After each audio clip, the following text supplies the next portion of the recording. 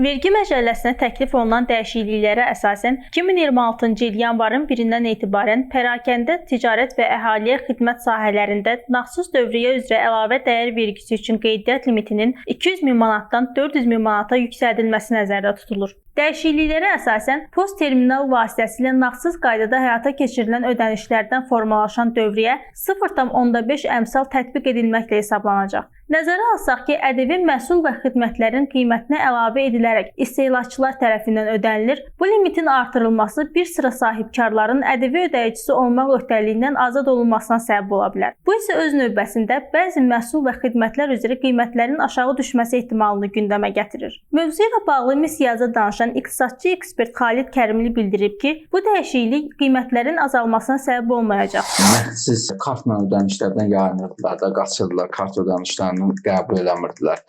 Kart ödənişlərini daha rahat qəbul edəcəklər. Mən demirəm belə limitsiz qəbul edəcəklər, amma ən azından əvvəlki kimi o 200 minə gəlib çatanda kartdan qaçırdılar, nəqdə qaçırdılar, amma indi onu eləməyəcəklər. Burada məsələ onlar vergisi artmadı. Sadəcə kart ödənişini qəbul eləmirdilər, kartı qəbul eləmirdilər və belə çətinliklər yaranırdı.